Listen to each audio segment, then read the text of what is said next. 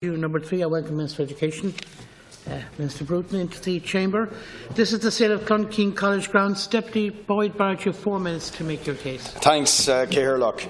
Minister, let me first of all welcome pupils, teachers and parents from Clonkeen College in Dunleary who are here because just a couple of weeks ago, at the beginning of May, they were utterly shocked to discover that their patrons, the Christian Brothers, plan to sell their playing fields, their grass playing pitches, 8.5 acres adjoining the school, that the school has used for many years for sports and outdoor activity, that these lands are to be sold to a property developer for private development.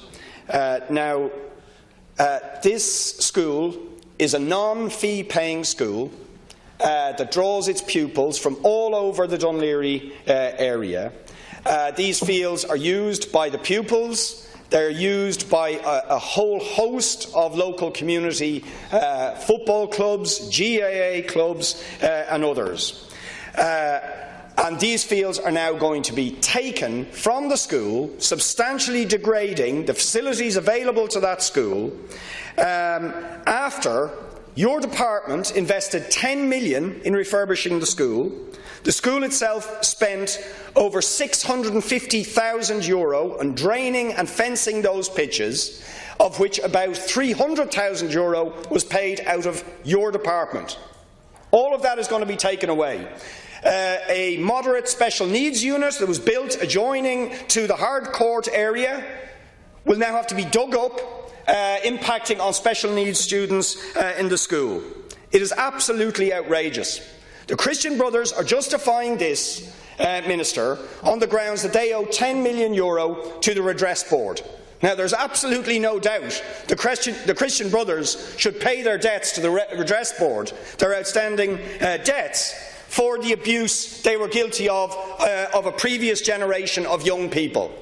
But it would be a supreme irony and an absolute outrage if a current generation and future generations of young people are going to be made to pay for the crimes of the Christian Brothers against previous generations of young people. That would compound one crime against young people with a further crime against young people. So, Minister, I am asking you, and more importantly, the parents, the local community, the teachers and the pupils are asking you to intervene urgently before this sale goes ahead. And they have a number of questions for you, Minister. Do you believe it is acceptable for the Christian Brothers to sacrifice and degrade school facilities at the expense of school students? What, indeed, is a patron body of a school doing, attacking its own students and their own facilities? It's absolutely scandalous. And, Minister, the brothers said, when they told the school at a meeting early this week, with a plan that clearly had been hatched for some time, that you, Minister, knew about this. Now, I hope that is not true. But can you tell us, did you know about it? And are you aware that the Christian Brothers promised as far back as 2008 that those lands would be given under licence to the school for as long as that school was in existence? They had an agreement with the school. Were you aware of that agreement? And do you think it is acceptable that that agreement is torn up? The school students have been betrayed by the Christian Brothers. Minister, we are hoping you will intervene and prevent this sale going ahead and intervene to protect the facilities of the school. Thanks indeed for your cooperation, Deputy Boyd Barrett. Minister, you have 4 minutes. Yeah, thanks very much. I'd like to thank Deputy Barrett for raising Deputy Boyd Barrett for raising this issue. I know it's a matter of considerable concern. But, however, I suppose it is important to point out at the outset that the decisions to dispose of land owned by the Congregation of Christian Brothers are a matter for the congregation itself. It's not a matter over which I have direct control. In early May, the congregation wrote to me, so that's only just 2 weeks ago, in regard to the wider issue of the transfer of ownership of its playing fields to the Edmund Rice Trust. Proposals in regard to its playing fields had been made to the government in 2009, and counter-proposals were made, which were not accepted by the congregation or Erst, to which the playing fields are currently licensed. The congregation has indicated its willingness to engage further with my department on how such a transfer would be reckoned as a redress contribution. That recent correspondence also noted the proposal to dispose of part of the lands at Clonkeen College, a secondary school under the patronage of the Edmund Rice Trust Erst, and it states that contracts have already been signed with a builder. The congregation's letter states that that its intention is to use part of the proceeds of the disposal to meet the congregation's outstanding contribution of £8.8 million of the voluntary offer it made in 2009 in response to the findings of the Orion report. The congregation also advised me that it will have provided the college with 6.5 acres inclusive of the school and lands transferred in 2008 and the additional 3.5 acres of playing grounds now being transferred. My department will be writing to the congregation on the matter of the Clonkeen lands, seeking clarification on a number of points, including whether the land in question is now subject of a legally binding agreement with the builder. There is a role for the school patron, the Edmund Rice Schools Trust, to ensure that the current and potential future educational needs of the school, including the capacity of the school to meet future enrolment demands, are prioritised. I am not privy to the deliberations or the debates within the congregation as to why these particular lands were selected for disposal.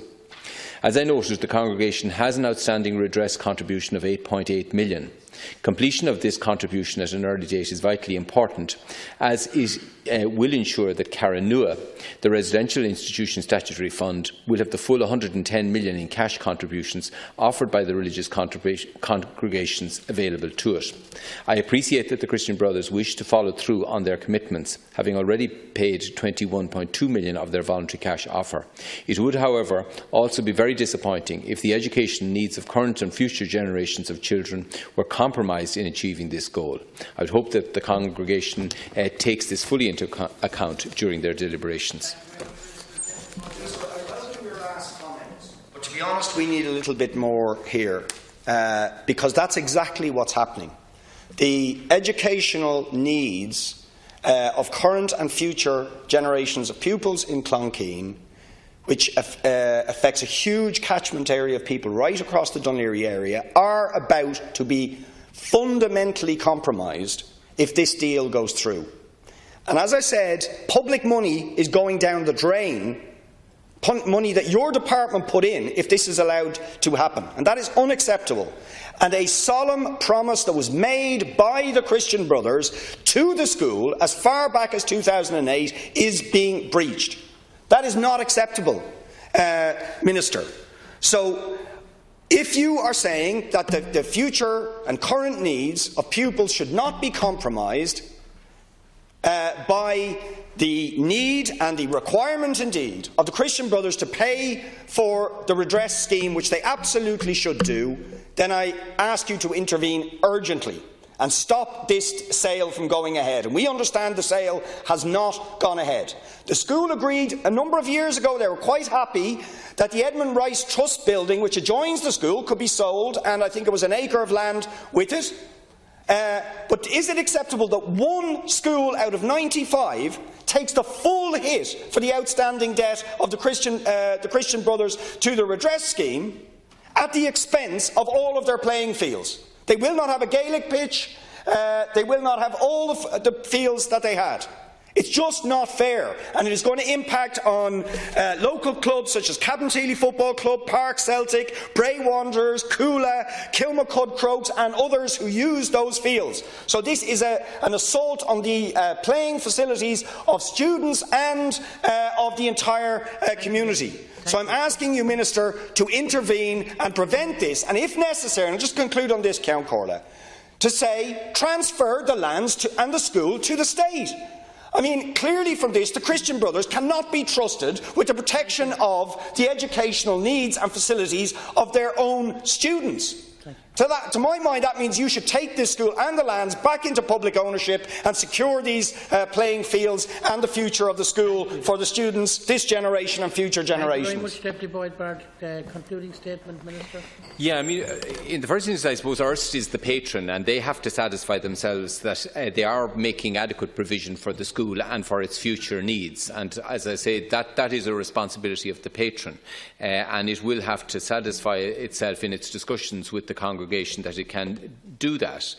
I am not party to any agreement of 2008, or the Department is not party to any such agreement. I don't know of the agreement to which the Deputy refers, and obviously that is a matter on which I can't comment. As I have said in my reply, I am writing to the Christian Brothers to seek clarification on a number of points, including the exact terms of the contracts that appear to which were set out in the letter that I received, just to question as to what degree are they legally binding.